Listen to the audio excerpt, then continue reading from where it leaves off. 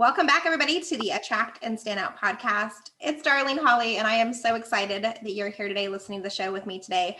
And we are going to have some fun today. We have with me, or I have, not we have, we don't, there's not two of me, there's just one today. I have with me Amari Ice. He is the Prince of Hearts. He's a gay matchmaker, relationship coach, and hypnotherapist who helps Black gay singles level up their dating skills so that love becomes inevitable. According to the Matchmaking Institute, he's the first Black gay relationship coach in the entire love industry who's also a certified master or matchmaker. His experience, his expertise, I told you I would totally fumble over this. His expertise has helped over 500 gay men develop the skills necessary to find and keep love. Oh my gosh, Amari, I'm so excited to dive into this conversation with you today. How are you? Oh my gosh, I am great, and this is for sure going to be fun. Can't wait to dive in. How are you? Yeah, I'm doing wonderful. Life is good, right? Like we're over a year into COVID and we are just rolling with life. I was just telling you before we started the show, they just finished my pool, which is outside my window. So I have ocean front, AKA pool front property to look at now. So I'm doing good. How have you been? Welcome to the club. So I live in Puerto Rico.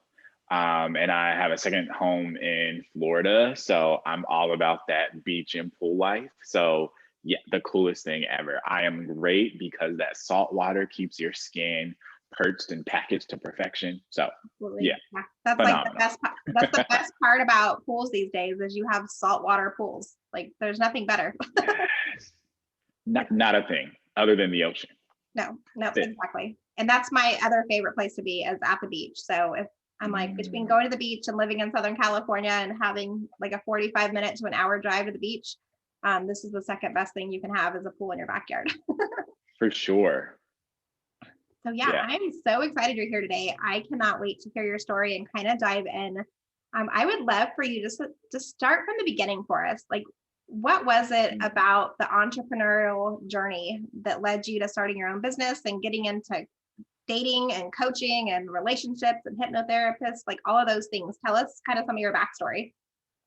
Oh my gosh. So, okay, let's start from the matchmaking, coaching, hypnotherapy piece. So as a kid, like I always was the person people would come to for help, for counsel, for advice. Even like adults in my family, they would just like come and talk to me to like get my opinions on things because they really valued the wisdom and insight. I always got called an old soul when I was a little kid. So I've just always been this person. And in terms of like matchmaking, whenever we would have parties or have any type of function, I always knew who to invite, who to sit next to each other. I always was able to tell who would get along with each other, right?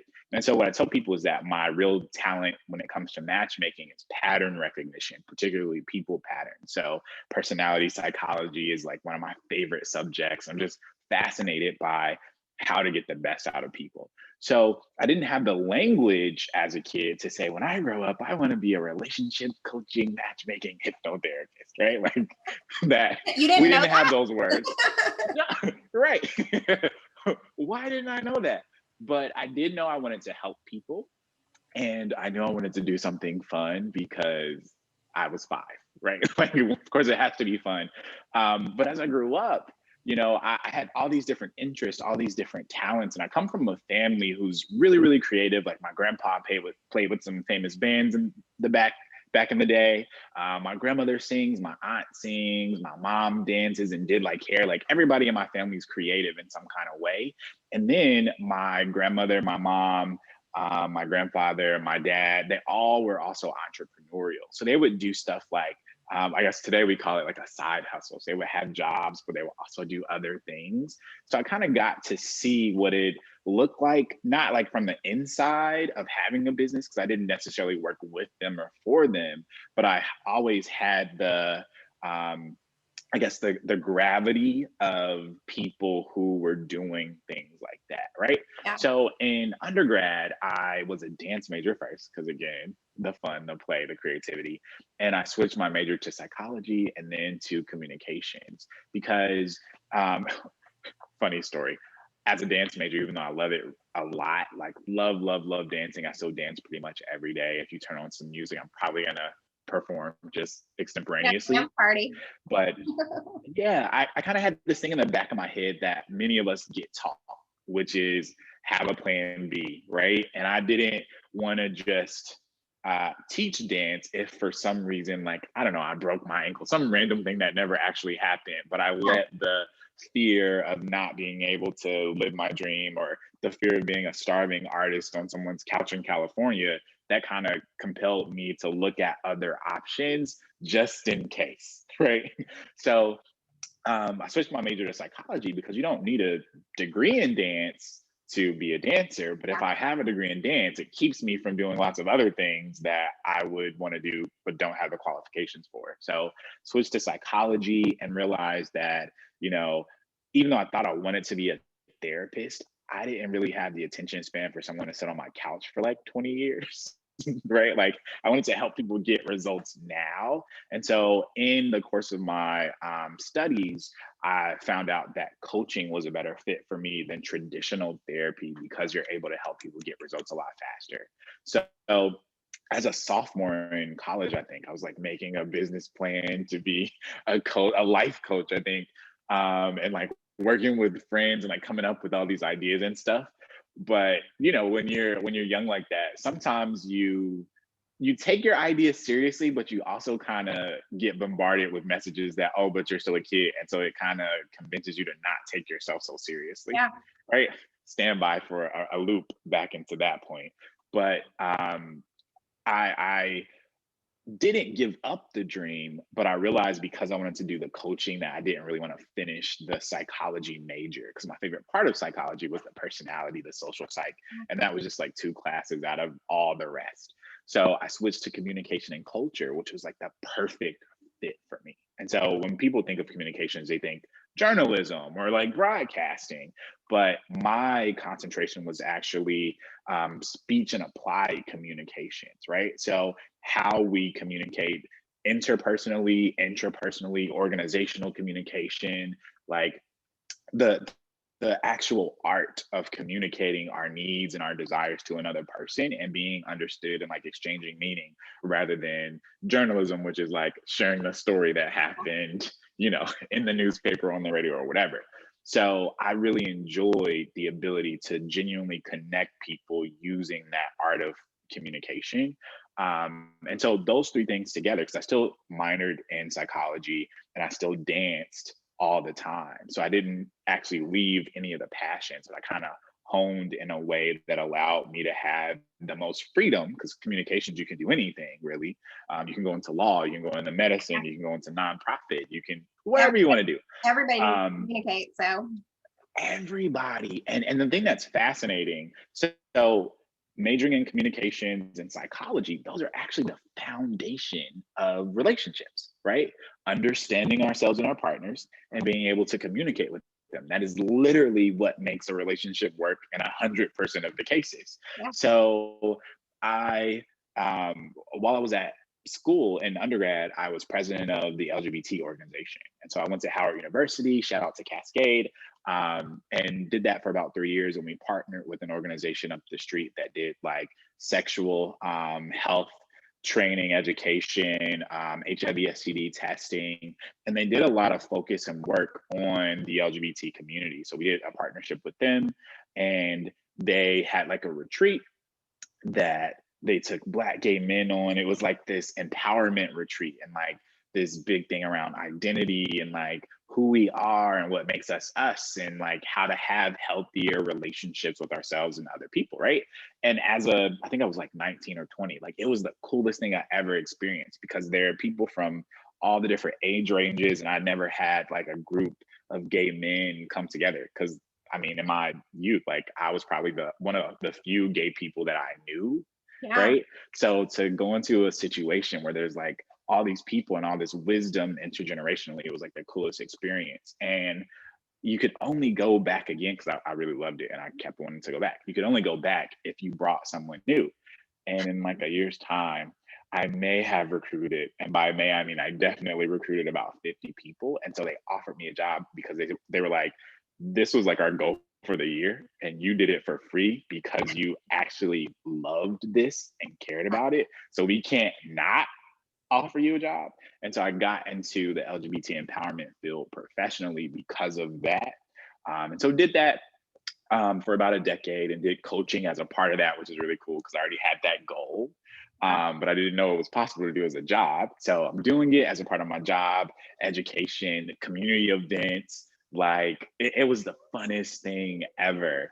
And as a function of the job, so I worked at a few different organizations doing the same thing. With the coaching I do, people would come in and the thing that they asked about most was relationships, of course, right? Because like that's what makes gay people gay. It's the people that it's who you love, right? It's all about relationships. Yeah. So I would look for books because outside of a coaching session, you're probably going to forget a lot of what we talked about, not because you want to, but because it's just the nature of communication. Like you won't remember everything word for word.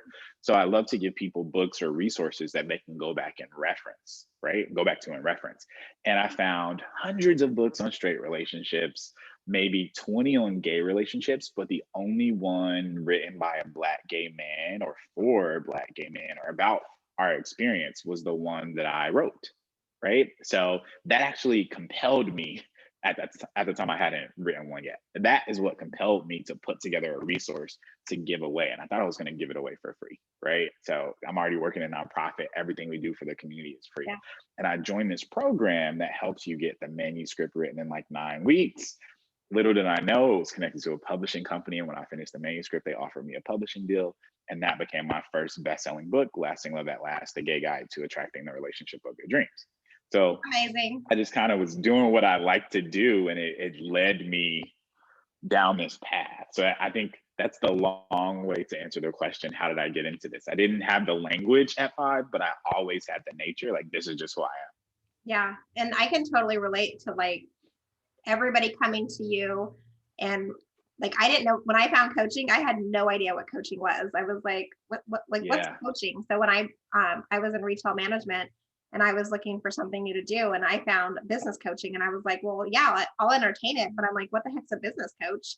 And as I was going through the interview process, I'm like, holy crap. Like I've been a coach my whole entire life. Like I was just like you, everybody came to me if they had a question, a thought, wanted to talk something out, needed advice, wanted me to ask them some questions, like help them dig deep. I was like, that was what I did nonstop.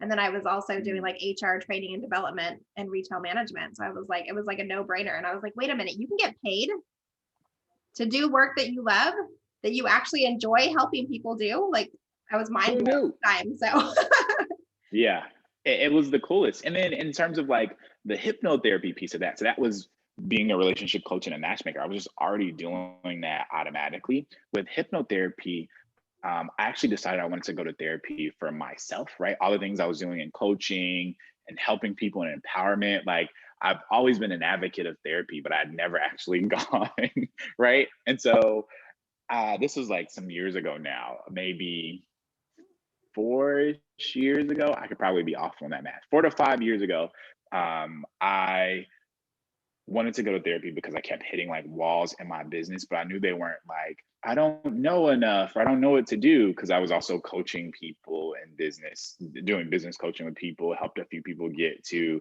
7 figures.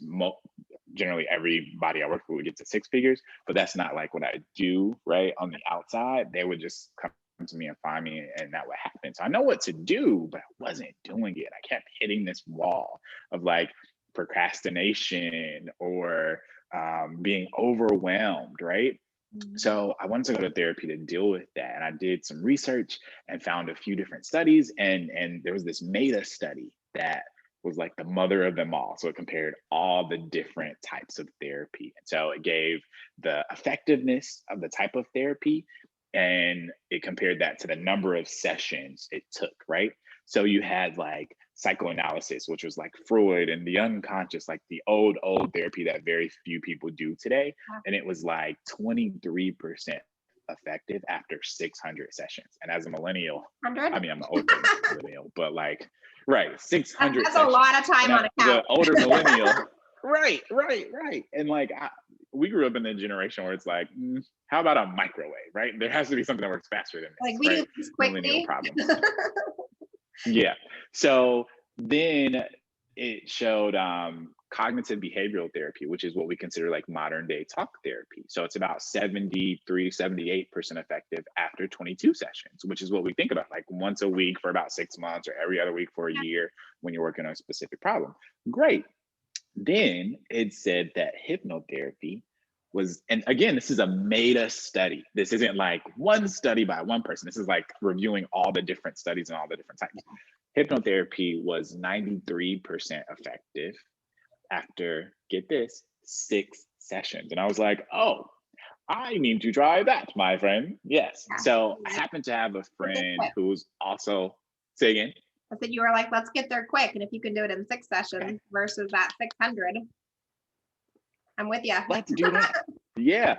So I happen to have a friend who also published through the same publishing company who is a hypnotherapist. And so I just like reached out to her to ask her more questions about the process, what it was like, and ended up deciding to work with her, right? And friend, okay, I'm holding this down because my brain might explode again as I explain this, but it changed my life so drastically after those 5, 6 sessions that like I just couldn't believe how much had changed for me on the inside, like anxiety, the procrastination, and the level of confidence, like all of that just shifted significantly. I immediately after we were finished working together had the highest months in business that I'd ever had. I think at that point I don't remember how, it was probably like 3 years I'd been in business, 2 or 3. No, 2 years of business, and this is the highest month of revenue I'd had thus far when I went to hypnotherapy. And I was like, this is the coolest. And I have to send all of my clients to you because they all need this. Because when we think of hypnotherapy, most of us are like, oh, scary movie, mind control, send me to the upside down or the sunken place, right?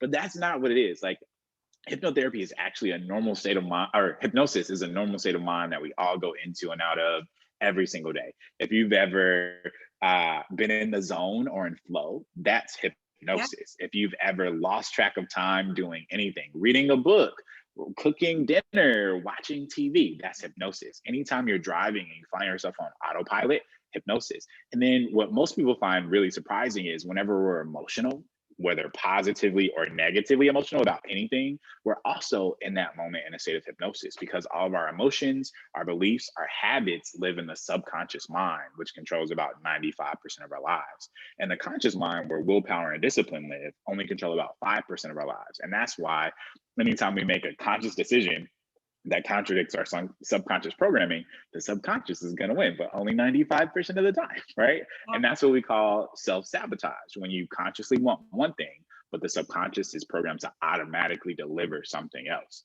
So in the conversation I had with her about partnering and sending my clients to hypnotherapy, she actually suggested that I consider getting trained and certified to do it, because all hypnosis is self-hypnosis. What a hypnotherapist is doing is telling you or giving you directions to be able to take yourself into the state, because again, it's a normal state of mind. And while you're in that state, we can then access your programming, your emotions, your habits, those patterns of self-sabotage, because that's where they are. So most of us struggle because we're trying to consciously change what's a subconscious program. And the only way we can actually change that with any like speed or effectiveness is by going directly into the state where the subconscious is in control, and that's hypnosis. That's amazing, because you're right, it's so hard to make those changes when we just tell ourselves we want to make a change. Like, we know we want to do it, but like we fight with ourselves and we tell ourselves those stories, and it's always like you have like the little angel and the devil on your shoulder or whatever it is, and it's like, do this, no, do this.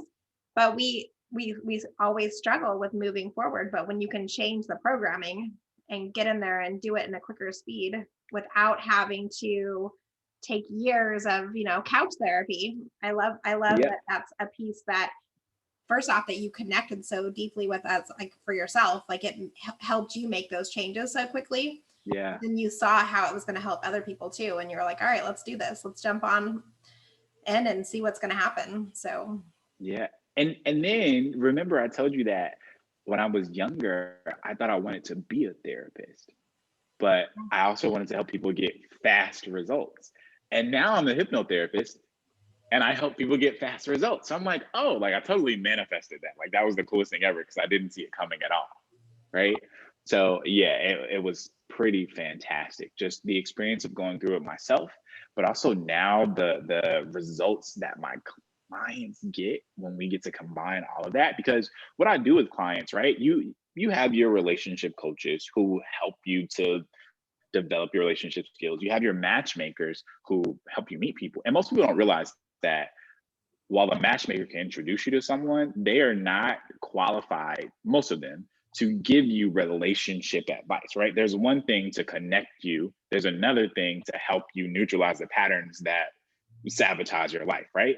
So coaches can help you develop the skills, matchmakers connect you to the person. And some matchmakers are both coaches and certified coaches and matchmakers too. So you do have people with both skill sets. But then I'm also the hypnotherapist. So we can do the subconscious stuff at the deeper level. We can do helping you to develop your skill set at that conscious level, right? Learning what to say on a dating app, how to create your profile, what places to go to date, where to meet people, right? All those things that a relationship coach will help you do. And then also introduce you to people. So it's like this full, the word that popped in my head was like full service, but it's like a holistic approach to love. And what I really do is help gay men master their romantic magic, because once you understand how love works, once you understand how you work, once you understand the components and how to then like navigate the situation, like it's magical and it's easy, right? Like it's so much easier when you know what you're doing, you understand how the magic of love actually works. Yeah, completely. And I love how you fuse it all together, because you're right. There's so many people out there that call themselves either matchmakers or relationship coaches or love matchers. Like there's so many different names that I've heard over time. Yeah, For, we all have to give everything. ourselves different titles, right? Different things. But when you can fuse all those things together, and you can really support somebody from like the beginning process all the way through to finding their soulmate, to where Yeah, they're ready for that relationship too. Because I can only imagine like some of the clients that come to you, like they know they want to find love, but they have stuff that maybe they need to work through to like really get in a position where exactly. they're open to love and finding the right person. And because I think a lot of times like we're not ready sometimes for relationships. Like we have to do the work on ourselves before we can go out there and build those relationships and move forward. So I can imagine like the process that you could take a client through versus what other Mhm. coaches that do relationship coaching might be able to do would be totally different. Yeah, because our culture conditions us that love is supposed to be this magical experience that randomly finds us, right? If we're lucky, if it's in the stars or in the cards. But in reality, while it is magical, love isn't a fairy tale. It's much more like a video game. And the number one reason anybody is single or will soon be single again is because they're trying to have a level 25 relationship with level 3 skills. And one of those primary skills you have to have is the ability to neutralize the things you do to sabotage yourself, right? To heal those emotional wounds, that childhood stuff that happened when you were 3 and 5 and 7, to get past your past so that you can plant healthy relationship roots. And most people just don't know how to do that. We haven't been taught the psychology and the communication skills that we need to have effective relationships. And so I'm able to help clients to I call them love blocks, right? To transform those love blocks into relationship gold. And that's what Love Alchemy is all about. That's the name of my second book. That'll be out shortly. But when we transform those love blocks, that's what was in our way. Like love is flowing like air, it's always there, but we won't let it in because of what our love blocks are, right? We will have the right people come to us and we'll say no, but then we'll say yes to the wrong people, right? We'll keep attracting emotionally unavailable partners as a reflection of our own emotional unavailability to ourselves, right? So we will do these things to keep love from reaching us, and we don't often consciously realize that we are the ones that are in our way. And so when we clarify what those love blocks are, then we can transform them, then we can get them out of the way. And then when we level up those skills and enhance your energetic magnetism, as I like to say, then love is inevitable, right? You can't keep it from coming to you because it already wants you. Yeah. Yeah. It's looking for you just as much as you're looking for it. Yeah. Stop running and turn around. Yeah. It's been chasing you the whole time. You've been running away from it and chasing somebody who doesn't want to turn around for you. Yeah, absolutely. And I think I hear Yeah. a lot too, like people say like relationships are hard, like just in general, like whether it's a romantic relationship or if it's friends or business relationships, like it takes communication and like two people showing up, being willing to participate in that conversation. What's like, what's the first step that you take people through when they typically come to you to help kind of figure out like what they best need support around? Yeah. So the first thing I want to say, you mentioned that love, a lot of people think relationships are hard, or they say relationships are hard, but here's what's true. Riding a bike is hard when you don't know what to do, Yeah. right? Cooking bacon, eggs, and pancakes is hard when you don't know what to do. Running a business is hard when you don't know what to do, right? Social media, posting a post on Instagram is hard when you don't know what to do. That's also true about relationships. So many of us are out here trying to build the plane while we're flying it, but we didn't go to flight school, right? So we spend all this time, all this money, all this energy developing our professional skills, but we don't spend that same amount of time, money, or energy developing our relationship skills. And then we wonder, for most of us, why our career is better than our relationship. That's why we're not putting in the same type of investment in developing those relationship skills. And if we don't do, like, how can we expect 100% of a return on a 0 2% investment? Like, Yeah. okay, like, I mean, if you want to play with those odds, great, but like, it just, that's not how it works. So love is easy when you know what to do. And you mentioned, or you asked, like, what's the first thing I help people do when we start the process? The first thing we all need to do is get clear on what our needs and desires are, right? So lots of us know what we want, right? I want someone who makes a certain amount of money or is a certain height, or right, I want this, but do you actually need that? Do you actually know what you need? And in my experience, most people don't know what they actually need, right? Yeah. So it's not hard to figure out. It's just that we have to do the work to get there. And most of us aren't doing, and it's not a lot of work, right? So there are 5 components that make someone compatible with you, that determine like what you need from a partner to be happy, right? And the acronym that I created is MATCH, because Yeah. Perfect. match, right? How do you know someone's a match for you? There are 5 crucial components of compatibility. The first M is having a compatible mission, values, right? And so your values are essentially the purpose of your life, right? These are the things that really pave the pathway, the trajectory of your life. And this is like the most important component of compatibility. You can get along with someone, you can have awesome sex, like all those different things. But if your values aren't aligned, you're eventually going to grow apart because your values tell you the direction you're growing in, Yeah. right? So your mission is what you're here to do. And essentially, your values and your mission intersect to form the foundation of your lifestyle. So some of us don't know, like in words like, oh, when I grow up, I want to be a matchmaking, relationship coaching, hypnotherapist, right? Like we don't necessarily know that, but there, in all of us, there's already something that we are drawn to, compelled toward. That is what our mission is. We are supposed to do the things that pull us. We're Yeah. supposed to do the things that chase us around, that we run from, even though we really want to do it, but we don't believe we can, or we find some reason to like sabotage our dreams. But it keeps showing up. People keep asking you to sing because you have a great voice, but you keep saying, oh, I don't sing that well. Stop running from it. So the mission and values, that's your lifestyle. So we have to have compatible lifestyles. A is attraction. You have to be physically attracted to your partner. If there's no attraction, friend, guess what? You're friends. Yeah. Okay. That you got to be attracted. Just what Okay. it is. T is, what do you say? I said, that's just what it is. If you're not attracted, then yeah, you're friends. That's it. I mean, you don't need a romantic relationship if you don't want the attraction part. No big deal. Friends. T is temperamental synergy. So this is all about your personality, your temperament, right? And so I've created a gay compatibility quiz, right? The Love Alchemy personality test that really identifies which of the primary love elements is your primary, or yeah, is your primary dominant component for your personality. So basically, there are earth types, water types, air types, and fire types. Excuse me. So this fits into the alchemy system, right? So alchemy is all about transforming the elements from one form into another, or most famously, lead into gold.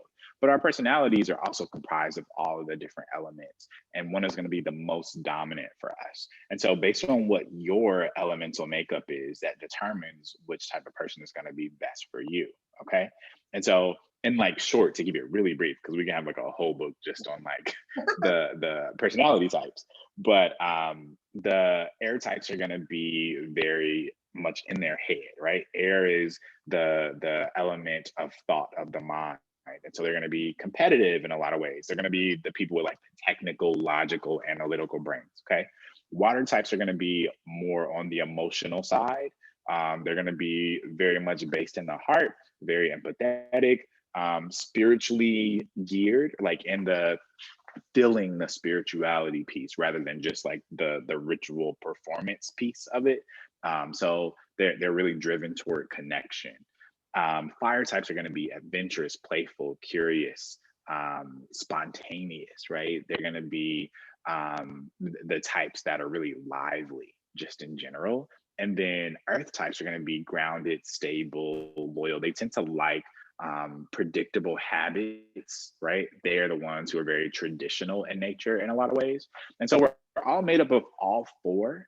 One is going to be primary, and then we all have a second that really rounds out our most dominant personality, right? But you still have the others. And so if you imagine like 100%, say your dominant is going to be between 25 and 50 to 60% of your personality, right?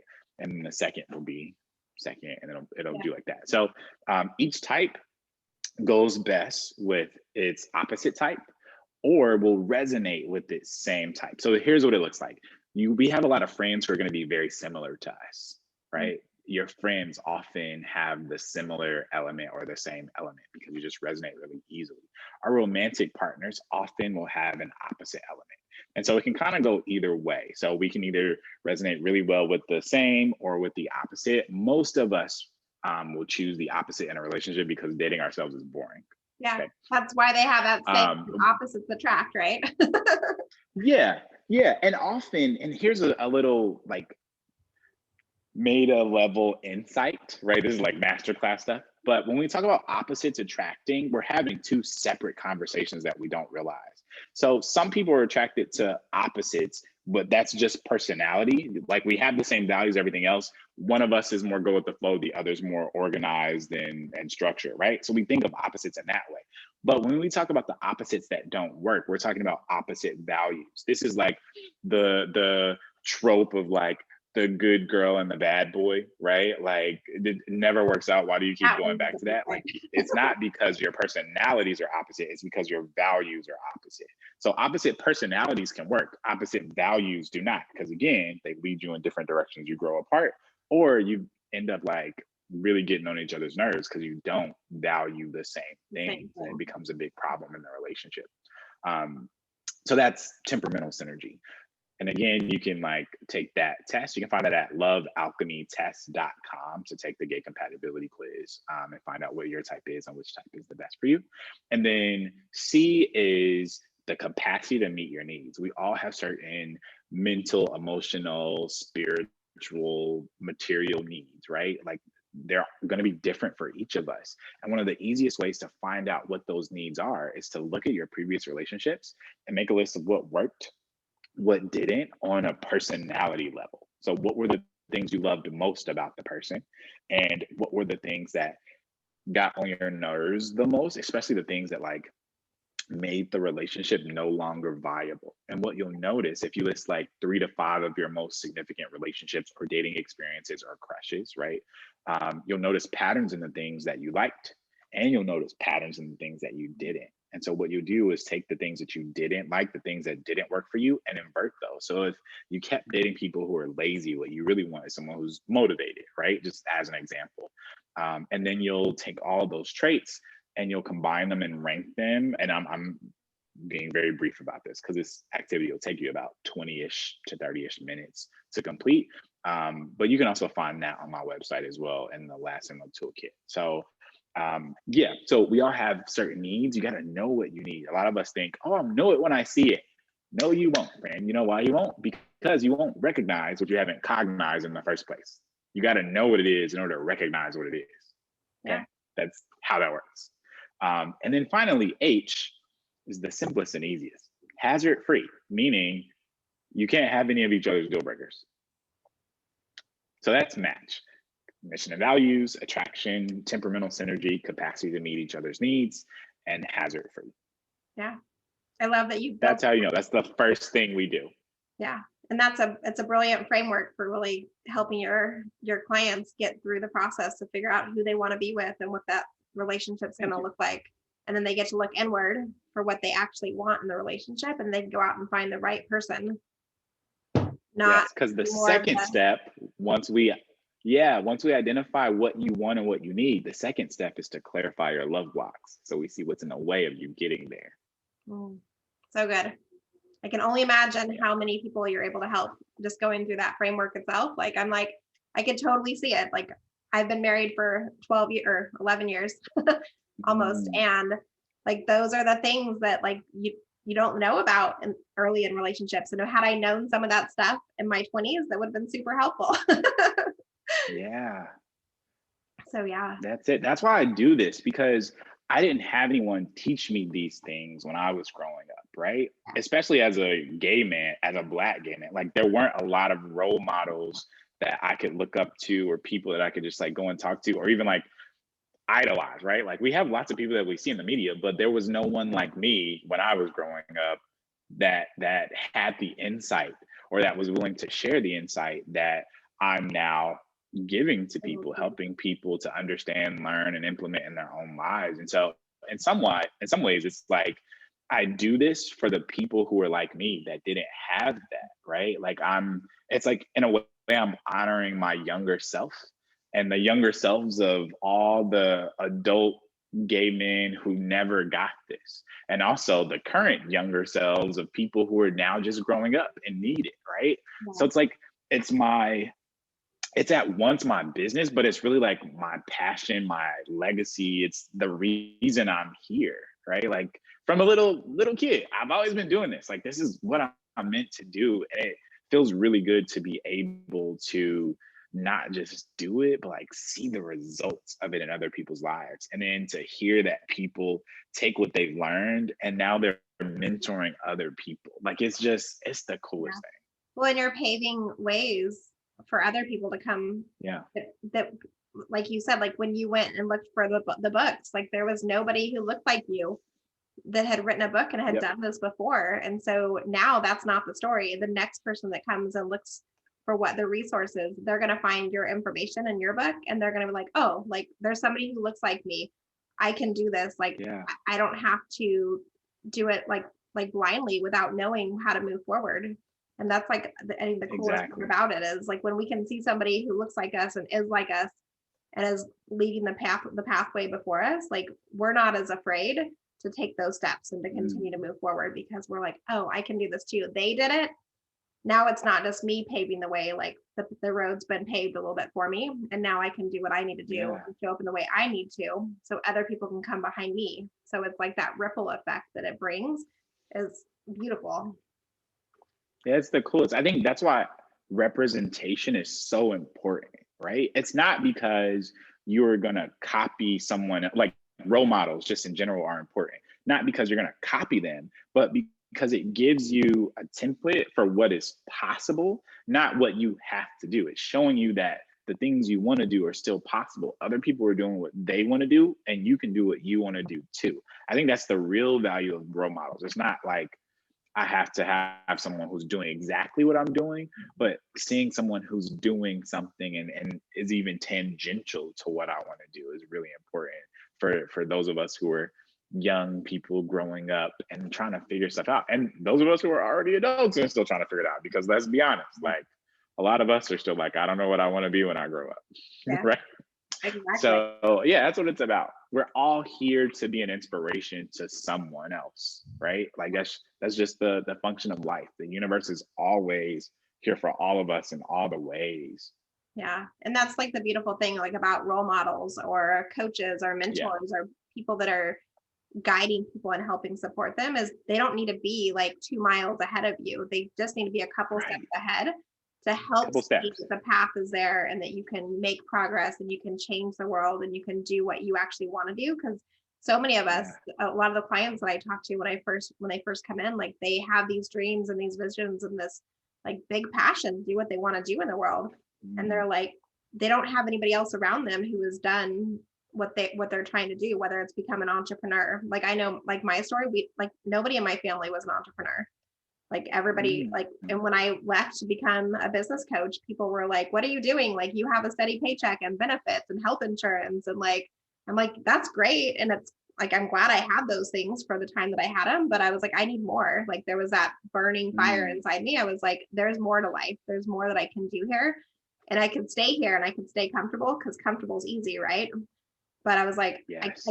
I was never going to be happy staying comfortable. There was just something more I need to go and discover and find out in the world. And so, and I think so many people have that little fire lit inside of them. And I'm glad Yeah. that now it's so much more like people are pushing people to become entrepreneurs. Like it's acceptable now. And back in 2007, like people were like, yeah, start a business, cool, but don't leave your day job. Like keep it just in case, like that, like you were Side saying in the hustle. beginning, like that having that side hustle. And I don't have a plan B. Like when I started my business, I was like, I have to make this work because this is where my heart's at. This is my passion. I didn't know the first, Same. like when I first jumped into business coaching, I didn't even know what business coaching was, right? But once I got Mm. into it, I was like, oh yeah, like this is where I'm supposed to be. This is like I was led on the path that I was supposed to be on. And I couldn't imagine now going back and having not like taken the leap and did the hard work and put Yeah. myself out there.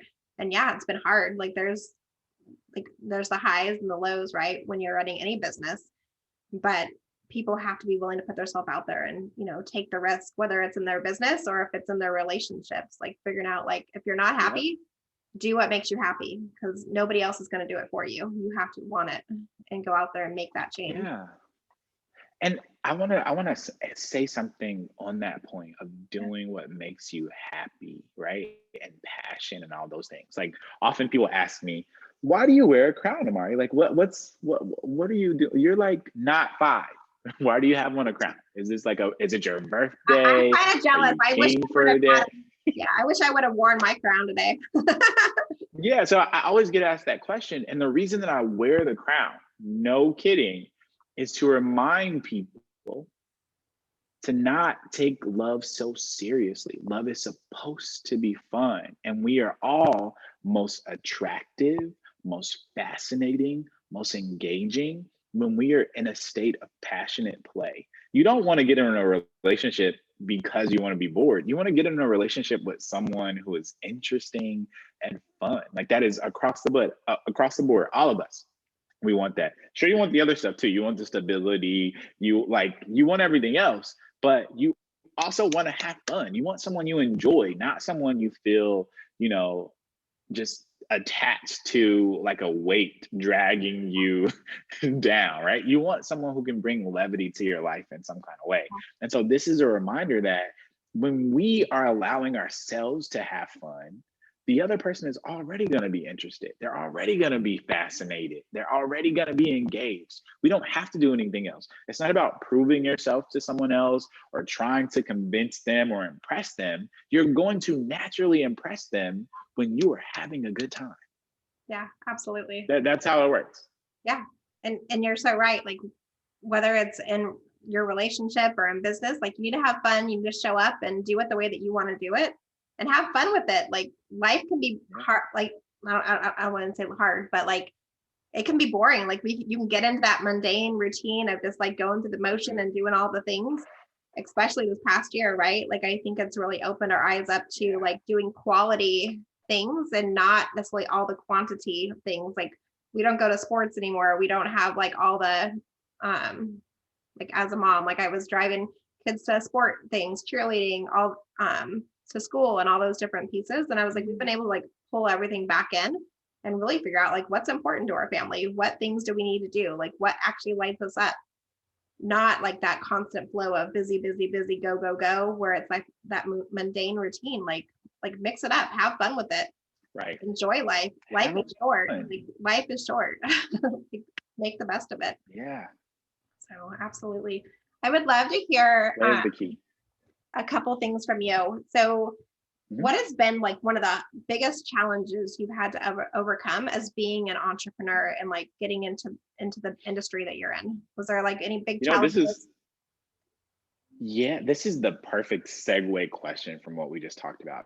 Because when I first started my business, and I want to mention that I already told you guys what I majored in undergrad, communication and psychology.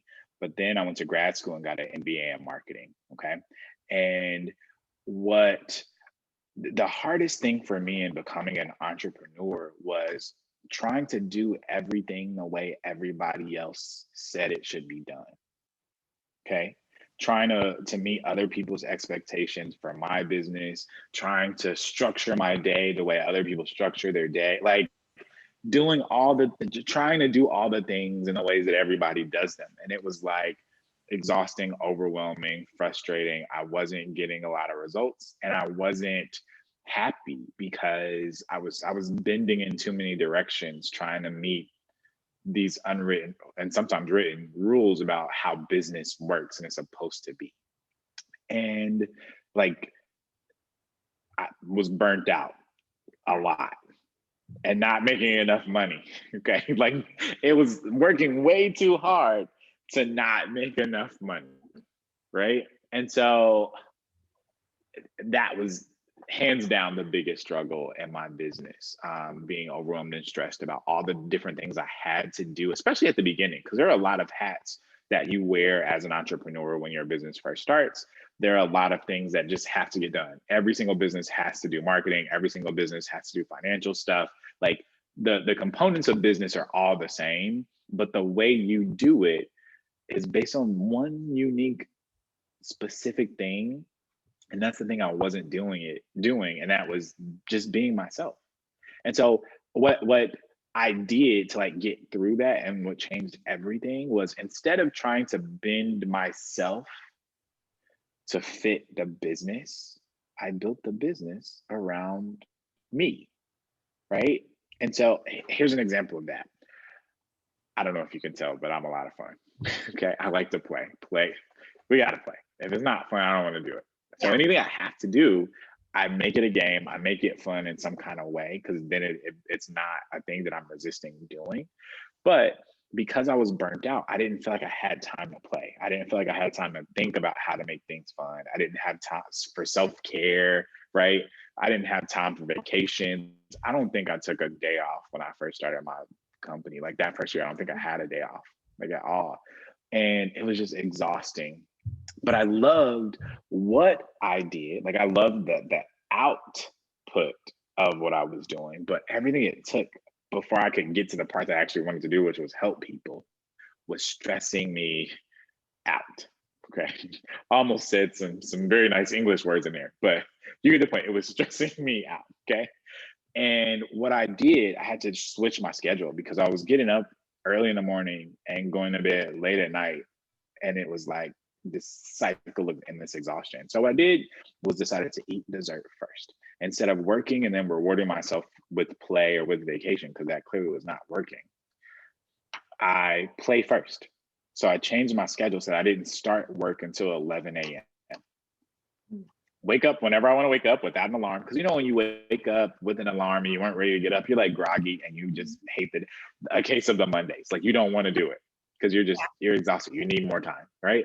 So I wake up without an alarm whenever I feel like getting up, work out, read, go for walks, like all the stuff that you normally just want to do to chill out, maybe after work and decompress. I was doing in the morning, and that's when I would get my best ideas and insights for things to actually do in the business that would take things to the next level. But I couldn't hear myself think. I couldn't, listen to my intuition because I was doing way too much of what I thought other people wanted or what other people suggested. I wasn't just letting it be easy. I was making it hard. Okay. And so the only reason anything is ever hard in that way is because we have a belief that it has to be hard. because there's always an easy way to do what we want to do, but we have to be willing to see it. And when I'm so attached to trying to meet other people's expectations, I'm not willing to see the easy way to let myself have the thing that I want, which is making a difference, but also making money. Yeah. Right. So that one thing, switching my schedule and playing first, like changed everything. I could then start to breathe. There was not less work, right? It wasn't that I got to a point where I was making so much money. Now I can hire someone else to do the stuff I don't want to do. No, I did this because I didn't have time to hire somebody else. Yeah. Right. Like I didn't even have that space. And then you have to train them, which means your workload is double for like 90 days. They don't tell you that part. When you hire somebody, you don't have less work when you first hire them. You have double the work because you're still doing the work and you're teaching them how to do the work until they know how to do the work, which is going to be 90 days, even if they already have the skill set.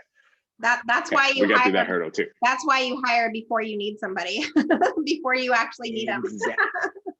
Oh my God, that was the coolest thing I learned. Yeah, 90 days before you need the person is when you need to hire them, for sure. But when you're so overwhelmed with like everything, you don't even have, it feels like you don't even have the time to think about 90 days from now because you're trying to eat tonight. Yep, exactly. Right? And you can't think about survival and thriving at the same time. You've got to pick one. But if you're going to choose thriving, that's going to cause you to make decisions in the now that might feel like sacrifices, but they're not actually sacrifices. They're laying the foundation so that you don't ever have to go hungry again, to continue the metaphor. Yeah. So that was me changing my schedule and not starting work until 11. That gave me the space for a lot of years, right? A lot of runway to be able to always have ideas, to be able to innovate and implement, which are my strengths, like the ideas, the innovation, the creativity part of things. That is where I thrive as an entrepreneur. Like I don't have a lack of ideas for innovating. Yeah. Sometimes I'm like, oh, we need to turn this off, friend. I have enough ideas. Like too many ideas. Put them all up on the shelf. That way, when you're ready for them, you can pull them back down and use them when you need them. I love that you shared that though. That's it. As like the thing you had to overcome, because that's exactly what I teach my clients too. Because I did very similar to you in the beginning. I was working crazy hours. I was trying to be like everybody else because I was like, well, they're doing this and they're doing that, and this person says I should do it this way, and it was working a little bit. Like I got clients occasionally, but it was never consistent. I never felt like I was really true to myself and showing up as Darlene. I don't know who I was back then. I was like a hot mess, right? I was all over the place. And like 2 years into my business was when I had like that big breakthrough, when I was like, holy crap. I'm like, I've been so busy trying to do what everybody else is doing. I haven't paid any attention to what I wanted. And when I built my business around myself and started attracting the ideal clients that were meant for me, that were going to love me for who I am and my values and my mission and who I actually am, that was when it was game changing and everything switched around. Exactly. And then I was like, oh, I've been making it so friggin' hard on myself. And it's so much easier when you just show up as yourself and you're not wearing that mask and trying to like pretend like you have all your shit together and everything's perfect and you've got all this stuff going on. It was like mind blowing. And so that's like the biggest thing that I work with my clients now is like, share your story, show up as you, tell people what your values are, what you're actually here to do. Like when you were mentioning like your framework for Match, like half of your framework was half of my framework that I teach my clients on a totally different pillar, right? Like you're teaching relationship and love matching, and I'm doing online business coaching, but it's all about attracting the right people to you, standing out, being unique, showing who you are, playing into your mission and your vision. That's what people want to know, whether it's in a relationship or if you're going to work with somebody to help grow their business. That's what people want. They just want you to show up as you, and the rest will like fall into place if you can just like align those values and align who you are. Like people want to get to know who you are. They want to know that you're fun and you wear a crown and like you're playful and that you're going to help people get where they want to go. And when so many people have such a hard time like switching that thought process around it, that they stay stuck for so long. And I'm glad it was only like 2 years that it took me to figure it out, but it still was 2 years that, you know, I almost walked away. I almost said, you know what, this is too friggin' hard. I'm going back to retail. into management. Like, it's hard being a business owner. And then I was like, oh wait. I even went back and got a job. Yeah. I did that. Like, I think it was about 2 years in, and I was like, oh, this is too hard. I was my sister's guardian for like 6 years, and then she had a baby, and so now I have 2 kids. And when she got pregnant, that's when I was like, oh, I'm an entrepreneur. Things are too unstable. I need to get a job, right? So I went and got my side hustle was a job. But like, that's what it felt like I needed. And it was also at that 2-year point. And that's when I went to hypnotherapy. So it's funny that you mentioned, we have a very similar take on how to help people get through their challenges. And the thing that I say all the time is, the way you do anything is the way you do everything, right? It's the law of correspondence. All things are one thing. So the way you show up in relationships is the same way you show up in your work, in your entrepreneur activities, in your extracurricular, anything. Like, you're the same person. Your patterns will always repeat in every area of life. And so once we do the work, we will see that shift on all those different levels. And we know when we've done the work because we've seen the shift in all those different levels. And so until we see that, that means it's just more work to do. No big deal, right? Yeah. And so working with someone like you or someone like me is like what we all need, because it's easier for us to ignore and avoid our own stuff, like those uncomfortable emotions. We run away from them. We're really good at distracting ourselves by eating and drinking or getting busier. I'm too busy to work on myself. My family is having an emergency. There's always something else that keeps us from focusing on us. There's always some external thing, and it always seems like somebody else's fault or someone else needs us and we can't show up for ourselves. But that just means that we don't have good boundaries. Yeah, that's all. Absolutely. Which is one of the reasons things are so hard, because we don't have a container for the money to come into, because there's no boundary for the container. Exactly. But, yeah, that's a different conversation. Yeah. So this has been so much fun, Amari. I'm so glad that you were able to come on the podcast and share so much of this with us, because your story is just fascinating. Like the way that you've shown up in the world and really like found your passion and followed your heart, and how like the connections from where you are today versus like who you thought you were going to be when you were younger, like how the world aligned and pulled all that back together. So inspiring and such a cool, I just love your story. Before we wrap up, I have a couple rapid fire questions I'd love to ask you. Nothing too hard, I promise. Okay. Just quick, kind of short answers, that whatever comes to mind first for you. So do you have a morning routine? And if so, what is it? And I feel like we might have already answered some of this based off of what you were just sharing. I'm a very go with the flow person. So one thing I do every day though is self-hypnosis. And that's like one of the ways we can go into our own subconscious and either heal things that are needing to be healed, but also program new things. Like we have a new goal, a new habit we want to create. We can do self-hypnosis to program that. So I do that every single day. But in terms of my routine, I'm not a structured, scheduled, plan the plan, work the plan kind of person. I'm very much a go with the flow. I live by my inspiration. And because of that, morning routines are more like choreography rather than like meetings and deadlines. Like some people are like, oh, I wake up at 6 and I do this at 6:30. No.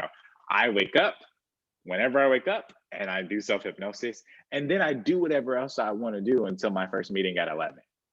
Like that's my morning routine. I play until I don't feel like playing anymore. And sometimes my playing includes, oh, I got this random idea for a new social media post. So it's not that I won't do any work, but there's no work planned to do. And if I just happen to be inspired to do something, I'll let myself do it because that's what I wanted to do in that moment. So that's my morning routine. Wake up whenever I wake up and play until 11. I love that. And I've changed my routine a lot over the years, but I would say definitely since COVID's hit, like with this kids not having school in the morning and like changing my schedule up, we don't have an alarm clock. Well, my daughter does. She likes to set the alarm, but I don't have an alarm clock. And you're right. Like when I can wake up on my terms, the way that I want to at the time that my body feels like is right. And some days that's 5:30 in the morning. Some days that's, 7. But it changes and I get to show up the way that I want to. So I love that that's part of your play routine as well. I'm curious, who is the one person that has made the biggest impact on you? In all of life or business In wise? all of life, the first person that pops to mind. Who pops to mind? It's a tie. It's my mom and my grandma. Like they're the tie for me, and like all of life. Business wise would be a different answer. Yeah. But my mom, I mean, she's my grandmother's child, so of course some of this comes from my grandmother too. But my mom always let me be myself. I never felt like my mom had expectations of me to be anything other than whatever I felt like being. So that free spiritedness, I have her to thank for that. She's also pretty free spirited. She's a lot more introverted though, but still a free spirit, right? And then my grandmother is very structured and organized and strategic and plan things out and think about what's going to happen, 4 or 5 years from now, but on a practical level. So they both gave me like really useful, I would call them like personality gifts, because both of those things are in me. I would say that I'm plantaneous in that I always have a plan, but I'm very great at acting in the moment and doing whatever needs to be done and being comfortable with that. Like I don't have to have a plan. I can go in where there's nothing and like create structure or create organization. And most of the jobs that I had before I started my own company, that's what I got hired to do, to start new programs or to turn around programs that were failing. So I'm really good at that part. I love it. And both of them are to thank for that. Yeah. I love that it's your mom and grandma. It's so special when you can have those kind of special relationships with like the people closest to you. Because you're right. We can have like so many like business model, like role models and people that have inspired us. But when it's those people right closest to us, there's nothing better than that. Yeah. And my last question for you today, and I can't do it, but if I could give you a plane ticket and you could go anywhere in the world and do anything, where would you go and why? This is the hardest question ever because I have a list of places that I All want of to go. them. Okay. If I had to pick one place to go and I couldn't go anywhere else,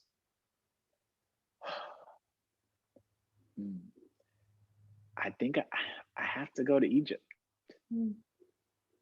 Yeah. I really wanted to say Dubai, but I think I have to go to Egypt because the pyramids and like the alignment with the stars and like how did you build those? Like I just have to see it with my own eyes and my own hands. Like it's one of the wonders of the world, and it also connects to the universe, and so it's like the coolest thing to me. Yeah, sounds amazing. It's definitely a place that would be beautiful to see, and the culture and like the world, like just the things you would take in with it would be wonderful. Yeah, Amari, this has been. I can't wait to go visit. Yeah, I'll go with you. We'll plan a trip. We got this. Yes. This has been so much fun. I know people are going to want to connect with you and learn a little bit more about you. Where should they go find you at? Where do you like to hang out?